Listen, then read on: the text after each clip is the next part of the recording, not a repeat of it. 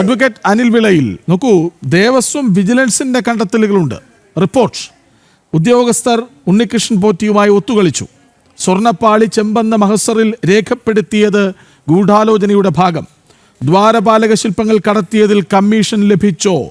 Devaswom commissioner വിഷയത്തിൽ ഇടപെടാത്തതെന്ത്? അങ്ങനെ അക്കമിട്ട് ദേവസ്വം വിജിലൻസിന്റെ റിപ്പോർട്ടിൽ പറയുന്നുണ്ട്. അതായത് ദേവസ്വം വിജിലൻസിന് പോലും ഇതൊക്കെ പ്രശ്നമാണ്, കുഴപ്പങ്ങളുണ്ട് എന്ന് കണ്ടെത്തി റിപ്പോർട്ട് സമർപ്പിക്കേണ്ടി വന്നുവെങ്കിൽ ഈ ഗൂഢാലോചനയുടെ, ഈ അഴിമതിയുടെ, ഈ ക്രമക്കേടിന്റെ, ഈ കവർച്ചയുടെ ആഴം എത്ര വലുതാണെന്ന് വ്യക്തമല്ലേ? അതെ, ഇതിൻ്റെ അകത്തെ ആഴവും പരപ്പും ഒക്കെ വളരെ വലുതാണെന്ന് എല്ലാവരും തിരിച്ചറിഞ്ഞു കഴിഞ്ഞിരിക്കുന്ന കാര്യം തന്നെയാണ് ശ്രീ കൃഷ്ണരാജ്. നമ്മൾ മനസ്സിലാക്കേണ്ട കാര്യം, ഇതുമായി ബന്ധപ്പെട്ട് നടന്നിട്ടുള്ള ചില തട്ടിപ്പുകളുണ്ട്. ഈ തട്ടിപ്പുകൾക്കകത്ത് ഉൾപ്പെട്ടിട്ടുള്ള പ്രതിസ്ഥാനത്തേക്ക് ആദ്യത്തെ എഫ്ഐആറിനകത്ത് ചേർത്തിരിക്കുന്ന വ്യക്തികളൊക്കെ തന്നെ കളങ്കിത വ്യക്തിത്വങ്ങളാണ് എന്നുള്ളതാണ് അവരുടെ മുൻകാല രേഖകൾ തന്നെ സൂചിപ്പിക്കുന്നത്. അപ്രകാരം മുരാരി ബാബുവിന്റെ കൂട്ടുള്ള തനി കാട്ടുകള്ളന്മാരായ വ്യക്തികളെ വീണ്ടും ഈ തരത്തിലുള്ള ജോലികൾക്ക് നിയോഗിച്ചു എന്ന് പറയുമ്പോൾ തന്നെ അവരുടെ സഹായത്തോടുകൂടി ഈ ദേവസ്വങ്ങളിൽ നിന്ന് മോഷണം നടത്തിയതിന്റെ പങ്ക് പറ്റി തങ്ങൾക്ക് കഴിയണമെന്നുള്ള ഉദ്ദേശവും ലക്ഷ്യവും ഒക്കെ ഈ പത്മകുമാർ, വാസു തുടങ്ങിയ വ്യക്തികൾക്കുണ്ടായിരുന്നു. ശ്രീ മുരാരി ബാബുവിന്റെ കാര്യം പരിശോധിക്കുമ്പോൾ അദ്ദേഹത്തിനെ പറ്റി ധാരാളം പരാതികൾ ഉള്ളതാണ്. ഏറ്റുമാനൂർ ക്ഷേത്രത്തിന്റെ ചുമതല വഹിച്ചിരുന്ന കാലത്ത് അദ്ദേഹം അവിടെ കാണിച്ചു കൂട്ടിയിട്ടുള്ള കൃത്രിമവും അഴിമതിയും ഒക്കെ തന്നെ ദേവസ്വത്തിന്റെ തന്നെ വിജിലൻസ് കണ്ടുപിടിച്ച് കൃത്യമായി രേഖപ്പെടുത്തിയിട്ടുണ്ട്. അത്തരത്തിലുള്ള ഒരു കാട്ടുകള്ളനെ പിടിച്ചിട്ട് പിന്നീട് തിരുവാഭരണം കമ്മീഷണർ ആക്കി എന്ന് പറയുന്നിടത്ത് നമ്മൾ എത്രമാത്രം ഭീകരമാണ് ഹൈന്ദവ സ്ഥാപനങ്ങളുടെ അവസ്ഥയെന്ന് മനസ്സിലാക്കേണ്ടതുണ്ട്. ഹൈന്ദവ സ്ഥാപനങ്ങളുടെ ഈ ദേവസ്വം ബോർഡുകളുടെ ഒരു സവിശേഷത ബാക്കി സർക്കാർ ഡിപ്പാർട്ട്മെന്റുകളിൽ നിന്ന് വ്യത്യസ്തമാണ്. ബാക്കി സർക്കാർ ഡിപ്പാർട്ട്മെന്റുകളിലൊക്കെ തന്നെ ഏതെങ്കിലും തരത്തിലുള്ള ഫീസ് ആയിക്കൊള്ളട്ടെ, ഫൈൻ ആയിക്കൊള്ളട്ടെ, അതൊക്കെ ക്യാഷ് രൂപത്തിൽ മാത്രം അടയ്ക്കുന്ന സർക്കാർ ഓഫീസുകൾ ഉള്ളപ്പോൾ ക്യാഷും കൈൻഡും ക്യാഷും ഒരേപോലെ തന്നെ സ്വർണവും രത്നവും ഒക്കെ തന്നെ ചെന്നു ചേരുന്ന ഒരു പ്രത്യേക കേന്ദ്രമാണ് ദേവസ്വം ബോർഡ് കേന്ദ്രങ്ങൾ എന്ന് പറയുന്നത്. അപ്പോൾ ഈ കാണിക്കുന്ന കാര്യങ്ങൾക്ക് ഒരു പരിധിവരെ കേരളത്തിലെ ഹൈക്കോടതിയുടെ ദേവസ്വം ബെഞ്ചും ചില കാര്യങ്ങളില് കുറച്ചുകൂടെ ജാഗ്രത പുലർത്തേണ്ടിയിരിക്കുന്നു എന്ന് ചിലരെങ്കിലും ആഗ്രഹിച്ചാൽ തെറ്റു പറയാൻ സാധിക്കില്ല. കാരണം ഈ കേരള ഹൈക്കോടതി ഇത്തരത്തിലുള്ള അഴിമതികളും പ്രശ്നങ്ങളും ഉണ്ടെങ്കിൽ അത് കണ്ടുപിടിച്ച് ദേവസ്വത്തിന്റെ ബെഞ്ചിലേക്ക് ഡയറക്റ്റായി റിപ്പോർട്ട് ചെയ്യുന്നതിന് വേണ്ടി സ്പെഷ്യൽ കമ്മീഷണർമാരെ നിയമിച്ചിട്ടുണ്ട്. ഈ 2019 കാലയളവിലും ദേവസ്വം ബോർഡിന്റെ അല്ലെങ്കിൽ ഒരു ജില്ലാ ജഡ്ജി സ്പെഷ്യൽ കമ്മീഷണറായി ശബരിമലയിൽ സേവനമനുഷ്ഠിച്ചിട്ടുണ്ടല്ലോ. അദ്ദേഹത്തിന്റെ ശ്രദ്ധയിൽ എന്തേ ഇത് വന്നില്ല? അദ്ദേഹത്തിന്റെ കാലത്തും ആ ദ്വാരപാലക ശില്പങ്ങളിലും കട്ടളയിലും ഒക്കെ ഇളക്കിയ അവസ്ഥ കണ്ടിട്ടുണ്ടെങ്കിൽ അദ്ദേഹം അത് കൃത്യമായി ഹൈക്കോടതി ശ്രദ്ധയിൽപ്പെടുത്തിയിട്ടുണ്ടോ തുടങ്ങിയ കാര്യങ്ങളും ഇതിനെപ്പറ്റിയുള്ള അന്വേഷണത്തിന്റെ പരിധിയിൽ ഉൾപ്പെടുത്തേണ്ടതുണ്ട് എന്ന് ചിലരെങ്കിലും ചില കോണുകളിൽ നിന്ന് ആശങ്ക പ്രകടിപ്പിച്ചിട്ടുണ്ട് എങ്കിൽ അവരെ തെറ്റു പറയാൻ സാധിക്കില്ല. കാരണം ഇത്തരത്തിലുള്ള വീഴ്ചകൾ സ്ഥിരമായി സംഭവിക്കുന്ന, മോഷണങ്ങൾ സ്ഥിരമായി സംഭവിക്കുന്നത് കൊണ്ടാണല്ലോ ബഹുമാനപ്പെട്ട കേരള ഹൈക്കോടതിയിൽ ഒരു ദേവസ്വം ബെഞ്ച് രൂപീകരിച്ചിരിക്കുന്നത്. ബാക്കി ഒറ്റ സർക്കാർ ഡിപ്പാർട്ട്മെന്റിനും ഇതുപോലൊരു ബെഞ്ചില്ലല്ലോ. ചിലപ്പോൾ വനം വകുപ്പിനോ വല്ലതും കാണുമായിരിക്കും, ടാക്സ്, വനം തുടങ്ങി ചില ഡിപ്പാർട്ട്മെന്റുകൾക്ക് മാത്രം.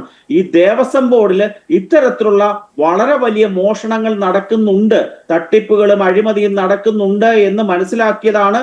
ഭരണഘടനാ കേന്ദ്രീകൃതമായിട്ടുള്ള ഒരു ബെഞ്ചൊന്നുമല്ലല്ലോ അത്, ദേവസ്വം ബെഞ്ച് ഹൈക്കോടതി ഉണ്ടാക്കിയത് തന്നെയാണ്. അതുകൊണ്ട് സ്പെഷ്യൽ കമ്മീഷണർമാരെ ഈ കാര്യങ്ങളെ പറ്റി അവർക്ക് അറിവുണ്ടായിരുന്നോ, അറിവുണ്ടായിട്ടും അവർ കൃത്യമായ സമയത്ത് ബഹുമാനപ്പെട്ട ഹൈക്കോടതിയുടെ ദേവസ്വം ബെഞ്ചിനെ അറിയിച്ചിട്ടുണ്ടോ തുടങ്ങിയ കാര്യങ്ങളും ഈ കേസുമായി ബന്ധപ്പെട്ട അന്വേഷണത്തിന്റെ പരിധിയിൽ കൊണ്ടുവരേണ്ടതുണ്ട്.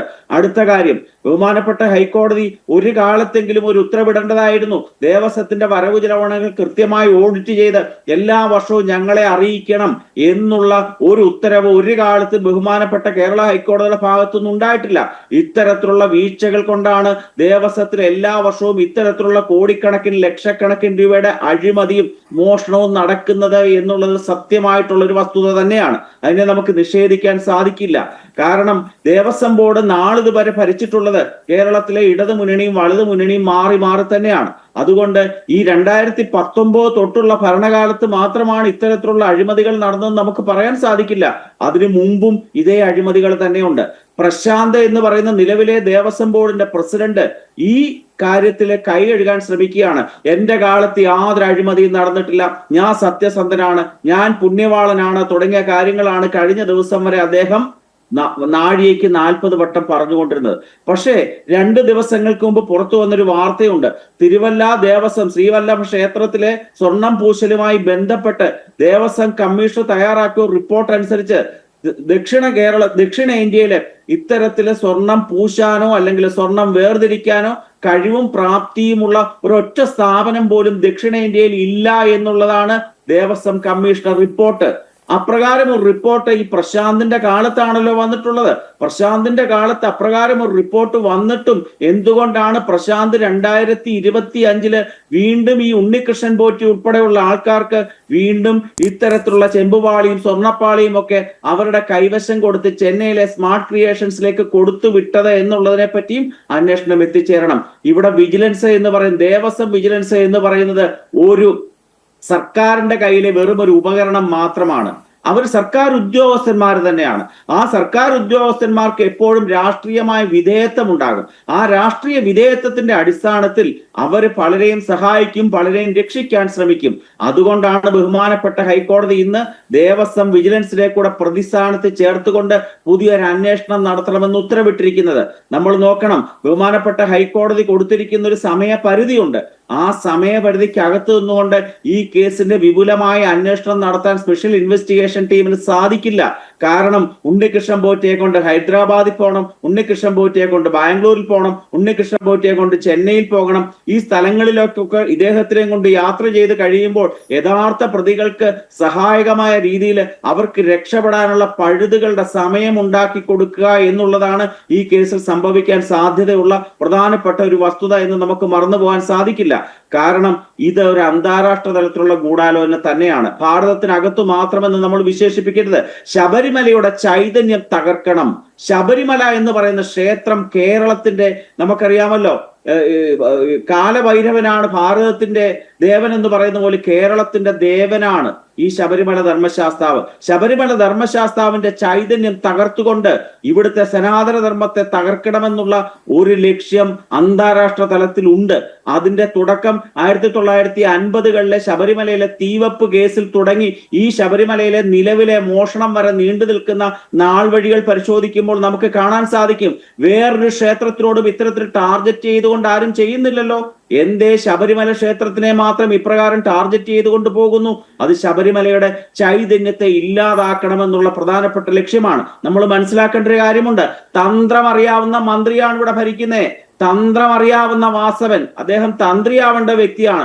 തന്ത്രം അറിയാവുന്ന വാസവനും മന്ത്രം അറിയാവുന്ന തന്ത്രിയും ഒക്കെ ഈ കേസിനകത്ത് കൃത്യമായിട്ട് ഇടപെടൽ നടത്തിയിട്ടുണ്ട് എന്നുള്ളതാണ് മഹസർ ഉൾപ്പെടെ നാളിതുവരെയുള്ള ഈ കേസിന്റെ രേഖകൾ